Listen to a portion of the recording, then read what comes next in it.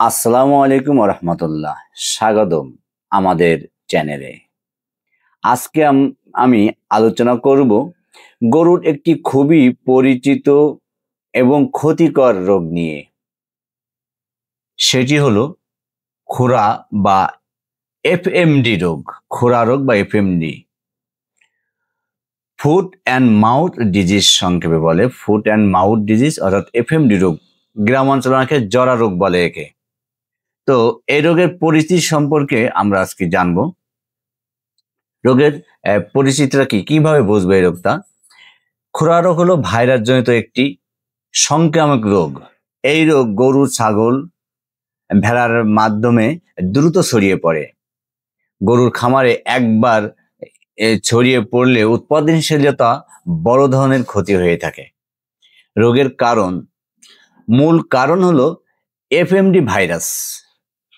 এটি আক্রান্ত প্রাণীর লালা, দুধ, মল, এমনকি বাতাসের মাধ্যমেও ছড়িয়ে থাকে এই এফএমডি রোগটা। তো সংক্রমিত প্রাণীর সংস্পর্শে আসলে সুস্থ প্রাণীও আক্রান্ত হতে পারে এই এফএমডিতে। রোগের লক্ষণ, মুখে, জিহ্বায় ফোস্কা হওয়া, খুরে ও স্তনে ফোস্কা বা ঘা হওয়া, খাওয়া দাওয়া কমে যাওয়া, দুধ উৎপাদন কমে যাওয়া, প্রাণী দুর্বল ও অসুস্থ হয়ে পড়ে। এর প্রতিকার কি? এফএমডি অর্থাৎ গরুর যে জ্বরে, গ্রামাঞ্চলে যেটা বলে এফএমডি বা গরুর জ্বরে যেটা, এটার প্রতিকার ও চিকিৎসা আমরা আজকে জানবো। সেটা হলো, আক্রান্ত গরুকে অবশ্যই সুস্থ গরু হতে আলাদা রাখতে হবে, এটা মনে রাখবেন। মুখ ও ক্ষত স্থানে ফিটকারি বা পটাশিয়াম পারম্যাঙ্গানেটের পানি দিয়ে ধুয়ে দিতে হবে। গরুকে নরম পুষ্টিকর খাবার প্রদান করতে হবে। পর্যাপ্ত বিশ্রাম, পরিষ্কার এবং পুষ্টিকর খাবার প্রদান করতে হবে। পর্যাপ্ত বিশ্রাম, পরিচ্ছন্ন পরিবেশ নিশ্চিত করতে হবে গবাদি পশুর। প্রয়োজনে ভেটেরিনারি ডাক্তারের পরামর্শে ঔষধ ব্যবহার করতে হবে। তো প্রতিরোধের উপায় কি?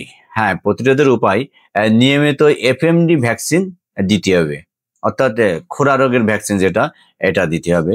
খামার সব সময় পরিষ্কার রাখতে হবে। আক্রান্ত প্রাণী হইতে সুস্থ গরুকে আলাদা রাখতে হবে এবং আক্রান্ত প্রাণীর দুধ ও মাংস ভালোভাবে সিদ্ধ না করে ব্যবহার করা উচিত নয়। তবে একটা জিনিস মনে রাখতে হবে, অবশ্যই আমরা সময় মতো টিকা দিব এবং পরিষ্কার রাখবো আর গরুর যত্ন নেব।